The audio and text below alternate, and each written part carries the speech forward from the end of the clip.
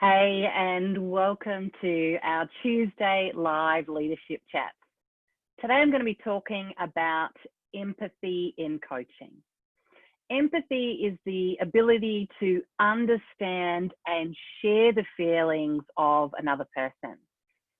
So, for example, if a friend hears about some really tragic news, strong empathy means that you would feel that as if you were the recipients of that news.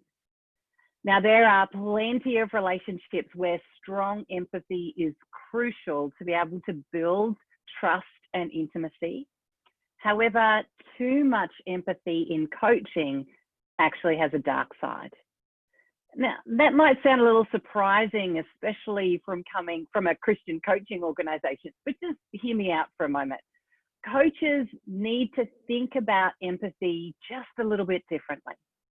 My name's Kylie Butler, and I'm a part of Christian Coaching Institute, which is Australia's leading Christian coaching organisation.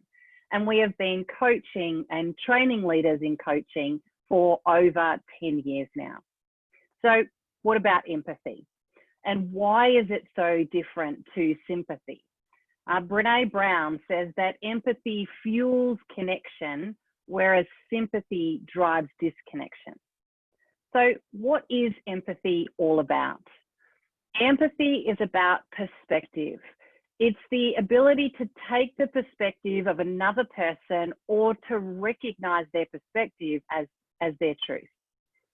Empathy is about recognizing emotions in the other people and then communicating that understanding either in words or your body language. Empathy is about feeling with people, and empathy is about choice. It's a really vulnerable choice, because in order to connect, you actually have to connect with something in yourself that actually knows that feeling. So just a little bit of a disclaimer here.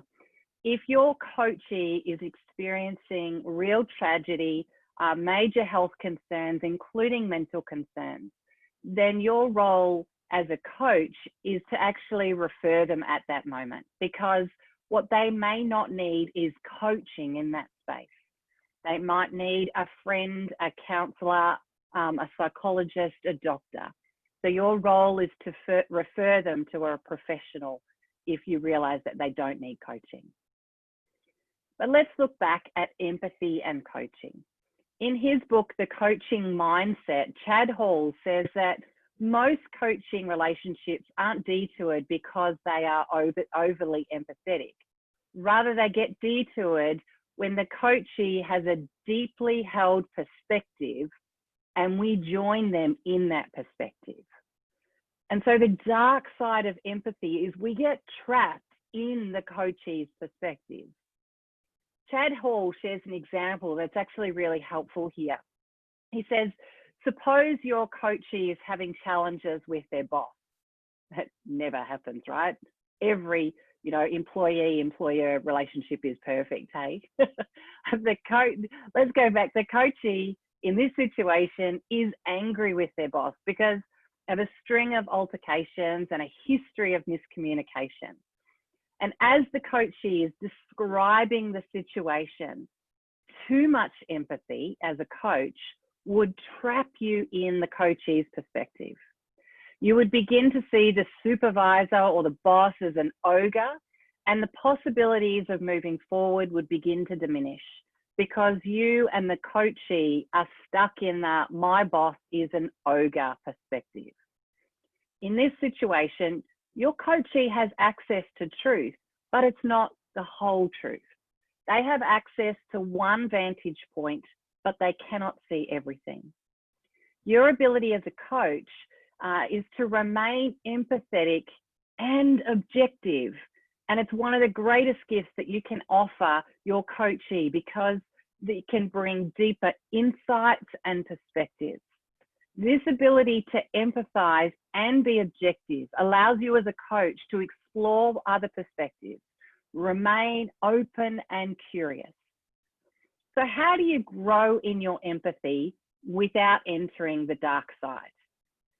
The first space around that is to actually acknowledge your own emotions and feelings. What is it in the coachee's story that's triggering emotions or memories for you? Acknowledge those. The second area is to stay with the posture of curiosity and wonder about different possibilities. Another way is actually to complete a coach self-review assessment. Check in with yourself. Check in how you're going in your coaching. Do a bit of a personal self-check around your coaching. And the fourth way is to actually get feedback from your coachee. Ask them. Ask them how they are experiencing you as a coach. If you're interested in empowering people with coaching, staying more curious, deeper listening, and equipping people through asking powerful questions, why not join me and the CCI team at our September Coach Mastery cohort? It's our fourth cohort for 2020, and it's our final cohort for 2020. It runs over 12 weeks via Zoom with other leaders who are wanting to increase their coaching skills, who are all across the country. We've been running our Coach Mastery course online for over 2 years now, but it's been something we've been running for over 10 years. We've done it online to make it really accessible to people wherever you are in the country. I'm going to put a link in the comments below so you can get some more details. So today we've been talking around empathy in coaching. And there are plenty of relationships where strong empathy is crucial to build trust and intimacy. However, too much empathy in coaching has a little bit of a dark side. Empathy is about perspective. It's about the ability to take the perspective of the other person and recognize their perspective as their truth. Empathy is around recognizing emotion, the emotion in others, and then communicate that you understand that through your words and your body language. Empathy is about feeling, you feeling it with people. And empathy is about choice. It is a vulnerable choice because in order to connect, you've got to be able to feel too.